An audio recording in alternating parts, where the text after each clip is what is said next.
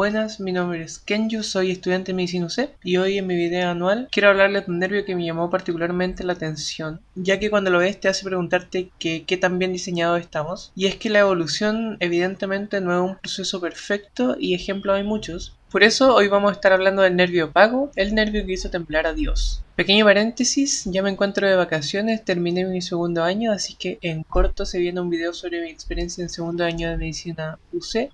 Aunque les puedo ir adelantando que neuroanatomía en un mes debería ser calificado como tortura. Ok, primero un poco de contexto. Hablemos un poco del argumento del diseño inteligente. Este argumento ha sido mencionado en distintos debates sobre la existencia o no de Dios. Si buscamos sus primeras formulaciones nos podemos remontar al mundo clásico, donde lo podríamos resumir en una idea de orden y finalidad del universo como prueba de una mente divina. En la Edad Media y el cristianismo podemos destacar a Tomás de Aquino, quien ve que los objetos y los seres sin conocimiento parecen actuar de manera ordenada y hacia un fin. Tomás de Aquino, en resumidas cuentas, va a decir que cada proceso natural que nosotros podríamos decir que actúa de manera ordenada, como puede ser el ciclo del agua, debe tener algún tipo de motor de finalidad, que en este caso sería Dios. En la expresión más moderna y conocida tenemos a William Paley, quien en 1802 nos va a decir que si encontráramos un reloj en el campo, vamos a asumir que fue hecho por un relojero. De la misma manera, la complejidad de los seres vivos implica un creador. Entonces, el argumento del diseño inteligente se podría resumir como: la naturaleza muestra un orden y complejidad tan grandes que es improbable que hayan surgido por azar. Por lo tanto, debe existir una causa inteligente que los haya diseñado, en este caso Dios. Pero por más interesante que pueda sonar toda esta parafernalia filosófica, ¿qué tiene que ver esto con anatomía, que es lo que nos trae acá?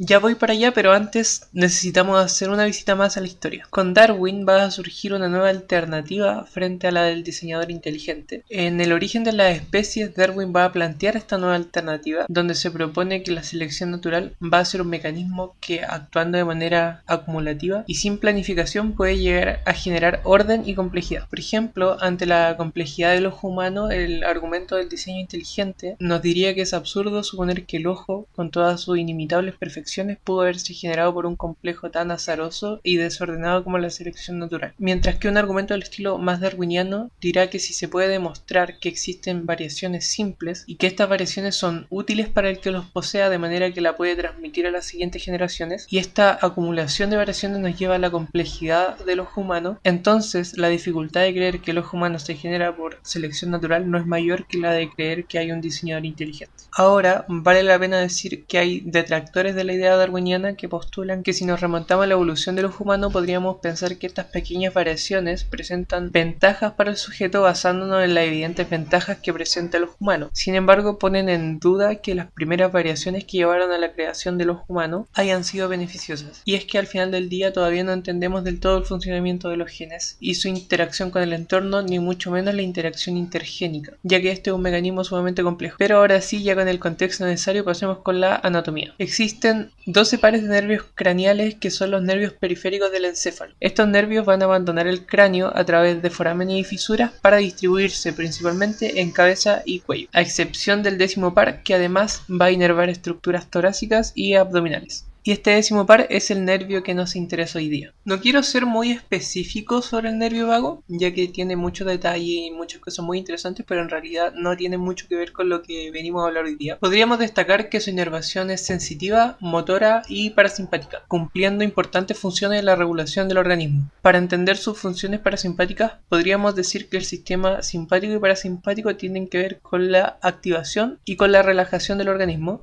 siendo el sistema simpático este sistema que nos pone, por así decirlo, en un modo de lucha y huida, donde hay aumento de la frecuencia cardíaca, redistribución de la sangre a los músculos para poder correr y una serie de mecanismos que podríamos decir que activan el organismo, mientras que el sistema parasimpático vendría a ser la relajación del organismo una vez que el peligro, por decirlo de alguna manera, se haya alejado. Por lo tanto, el nervio vago, al tener funciones parasimpáticas, es muy importante para esta relajación del organismo. Ahora que ya sabemos un poco de este nervio, vamos a ver cómo es que desafía la idea del diseño inteligente. Perdón si las imágenes que voy a mostrar no son muy pedagógicas, pero es que estoy acostumbrado a estudiar con material físico, entonces no me manejo muy bien con la aplicaciones de anatomía. Entonces aquí tenemos de manera bastante artesanal al nervio vago derecho e izquierdo, y lo que está encerrado en un círculo son los nervios laríngeos recurrentes inervando estructuras de la laringe, que es lo que nos interesa. Como les decía, en términos generales podemos decir que el vago nace del cerebro y luego baja por el cuello y va a terminar en el abdomen, pero eso no nos interesa hoy día. Una vez en el tórax, el nervio vago izquierdo va a dar origen al nervio laringio recurrente izquierdo y el nervio vago derecho a nivel de la base del cuello va a dar el laringio recurrente derecho. El laringio izquierdo va a pasar por debajo del arco aórtico y el laringio derecho va a pasar por debajo de la arteria subclavia derecha. Y luego van a volver a subir por el cuello hasta alcanzar la laringe. No encontré un buen ángulo para mostrar al laringio derecho dando vuelta por la arteria subclavia derecha, pero aquí les dejo el izquierdo. Lo importante y con lo que se tienen que quedar para entender la idea de este video es que el vago va a nacer arriba, va a bajar por el cuello,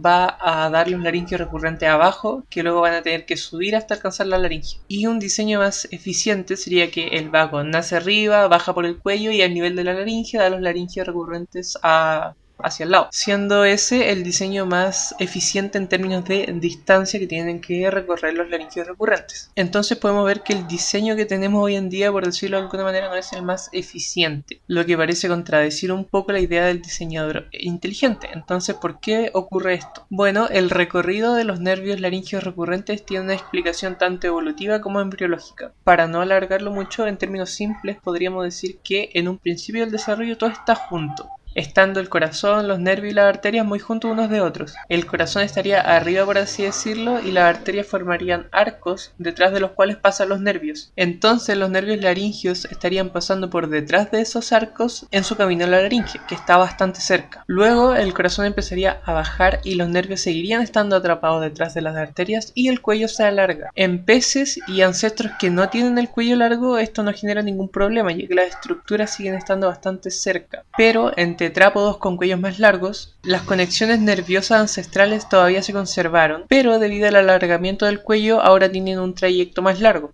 Esto es un ejemplo de que la anatomía no siempre parece estar diseñada de la manera más inteligente, sino que muchas estructuras muchas veces tienen explicaciones evolutivas y embriológicas más que por razones funcionales. Espero que este video haya servido para entretenerlo un rato y para alimentar su curiosidad. Me gustaría poder hacer más videos como esto, hablar sobre curiosidades relacionadas a la medicina de una manera un poco más extendida de lo que podría ser un video de TikTok. Así que si tienen alguna idea, déjenla en comentarios y yo por lo menos me despido por ahora.